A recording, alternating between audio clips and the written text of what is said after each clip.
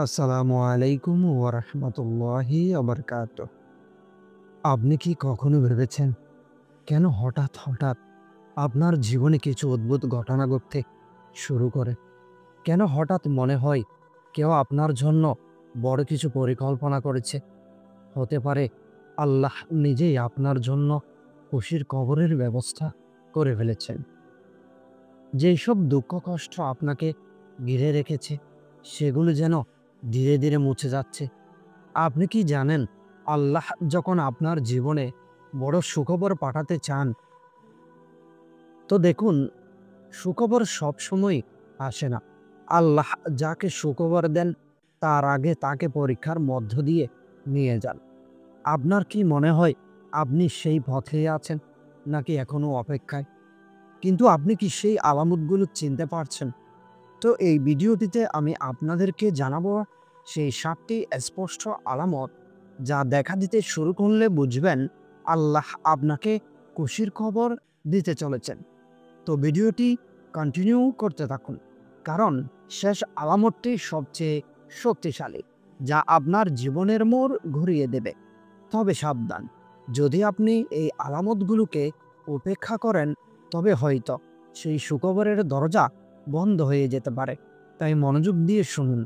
তো প্রথম আলামত, অন্তরের অজানা শান্তি। আপনার অন্তরে এক অদ্ভুত শান্তি নেমে আসে।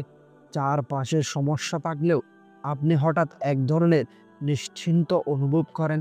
মনে হয় কিছু একটা ভালো হতে চলেছে। কোরআনুল কারিমে আল্লাহ তাআলা বলেন, নিশ্চয় আল্লাহর স্মরণে হৃদয় প্রশান্তি হয়। এটি ইঙ্গিত করে যে আল্লাহ আপনার অন্তরে সাকিনা নামাচ্ছেন। এটি সুখবরের প্রথম ধাপ। নিজেকে প্রশ্ন করুন, শেষ কবে আপনি সমস্যার মধ্যেও অদ্ভুত শান্তি অনুভব করেছিলেন? হ্যাঁ, আপনি হয়তো দীর্ঘদিন কষ্টে ছিলেন, কিন্তু হঠাৎ একদিন মনে হবে সব ঠিক হয়ে যাবে। কোনো কারণ ছাড়াই মনে হবে আল্লাহ আছেন আমার পাশে। এটি প্রথম আলামত। কোরআনে আল্লাহ তাআলা বলেন, নিশ্চয়ই আল্লাহর স্মরণে হৃদয় প্রশান্তি হয়। কিন্তু শুধু শান্তি আসা মানে সুখবর যে নয়। আসল সুখবর দ্বিতীয় আলামত আরো স্পষ্ট। দ্বিতীয় আলামত, দোয়া কবুল হওয়ার অনুভূতি। হঠাৎ মনে হতে শুরু করবে যে আমার দোয়াগুলো শোনা হচ্ছে। আপনি যেটা চেয়েছিলেন সেটা ছোট্টভাবে পূরণ হতে শুরু করবে। রাসূল করিম সাল্লাল্লাহু আলাইহি ওয়াসাল্লাম বলেছেন, দোয়া হচ্ছে মুমিনের অস্ত্র, এবং যখন আল্লাহ সুখবর দিতে চান তিনি প্রথমে আপনার দোয়াকে জীবন্ত করে দেন। আপনি দীর্ঘদিন দোয়া করেছেন, কিন্তু হয়তো মনে হয়েছে আল্লাহ শুনছেন না। কিন্তু হঠাৎ দোয়ার সময় আপনার চোখে জল আসে। কেন জানেন? কারণ আল্লাহর রহমতের দরজায় কড়া নাড়ছে। দোয়া যখন হৃদয় ভেদ করে যায় তখন সুখবরের সিগন্যাল আসে। এখানে একটি প্রশ্ন, আপনি কি কখনো দোয়ার সময় কেঁদেছেন? যদি হ্যাঁ হয়, তাহলে আপনি আল্লাহর সবচেয়ে প্রিয় মুহূর্তে ছিলেন। তৃতীয় আলামত, জীবনে আকস্মিক বাধা দূর হওয়া। হঠাৎ এমন কিছু ঘটবে যা আপনাকে চমকে দেবে। যেটা মাসের পর মাস আটকানো ছিল, যেটা সহজেই সমাধান হয়ে যাবে।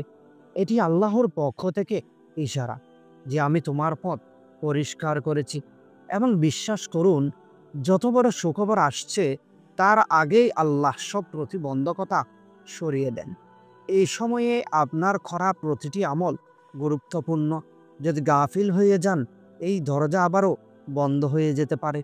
হয়তো আপনি অল্প পরিশ্রম করলেন, কিন্তু তাতে অসাধারণ ফল পেলেন।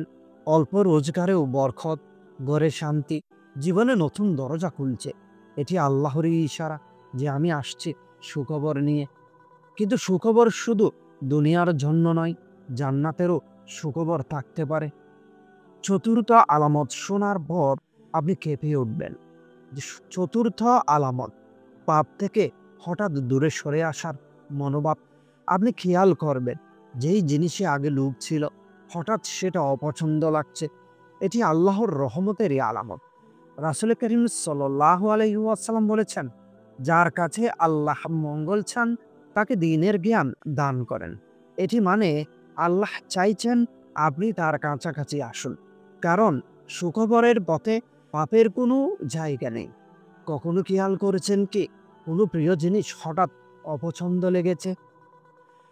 দেখুন, যতক্ষণ আল্লাহ কারো জন্য সুখবর লিখে না দেন, ততক্ষণ সে পাপের মধ্যে ডুবে থাকে। কিন্তু যখন আল্লাহ তার বান্দার জন্য আনন্দের দরজা খোলেন, তখন বান্দার অন্তর পাপকে ঘৃণা করতে শুরু করে। যদি আপনার এমন পরিবর্তন শুরু হয়, তাহলে খুশি হন। পঞ্চম আলামত, হঠাৎ অনুপ্রেরণা ও নতুন সুযোগ। আপনার মাথায় নতুন চিন্তা আসতে শুরু করবে। এমন সুযোগ আসবে যা আপনি কল্পনাও করেননি। এবং এই সুযোগগুলো শুধুমাত্র পরীক্ষা নয়, বরং সুখবরের অংশ। মনে রাখবেন, প্রতিটি বড় সুখবরের আগে আল্লাহ আপনাকে মানসিকভাবে প্রস্তুত করেন। আপনি কি লক্ষ্য করেছেন, হঠাৎ আপনার আশেপাশে ভালো মানুষ জড়ো হচ্ছে? আগে যেখানে খারাপ সঙ্গ ছিল, এখন আল্লাহ আপনাকে তার প্রিয় বান্দাদের কাছে টেনে নিচ্ছেন। এটি সুখবরের সবচেয়ে বড় আলামত। ষষ্ঠ আলামত, রাতের গভীরে দোয়া করার ইচ্ছা। যখন রাতের শেষ প্রহরে হঠাৎ মনে হবে যে আজ আমি উঠব, আল্লাহর কাছে খাটব, এটি সাধারণ ইচ্ছা নয়, এটি সরাসরি আল্লাহর তাওফিক। রাসূল করিম সাল্লাল্লাহু আলাইহি ওয়াসাল্লাম বলেছেন, তাহাজ্জুদের সময় আল্লাহ দুনিয়ার আকাশে নেমে আসেন এবং বলেন, কারো কিছু চাওয়ার আছে কি? এটাই সুখবরের সেরা ইঙ্গিত। আপনি যেখানে ভাবেননি, সেখান থেকেও রিজিক আসতে শুরু করে। এমন কাজ সহজ হয়ে যায় যা আপনি ভেবেছিলেন অসম্ভব। আল্লাহর রহমতের দরজা খোলা, এটি একটি সাইন। এখানে একটি চ্যালেঞ্জ, যে কতজন বিশ্বাস করেন যে সুখবর আসার আগে আল্লাহ পরীক্ষায় ফেলেন? তো কমেন্টে লিখুন, আমি বিশ্বাস করি। সপ্তম আলামত, সমস্যার মাঝেও অদ্ভুত সুখবরের ইশারা। শেষ আলামত, চারপাশে সমস্যা, কিন্তু অদ্ভুতভাবে সুখবরের ইঙ্গিত আসতে শুরু করবে। হয়তো কেউ বলবে, তোমার জন্য ভালো কিছু হতে যাচ্ছে, অথবা এমন কিছু ঘটবে যা আপনাকে নতুন আশার আলো দেখাবে। এটি সরাসরি আল্লাহর পক্ষ থেকে একটি বার্তা যে আমি তোমার পাশে আছি। সবচেয়ে বড় আলামত, আপনার হৃদয় থেকে চিন্তা, ভয় সরে যায়। আপনি আল্লাহর পরিকল্পনায় রাজি হয়ে যান।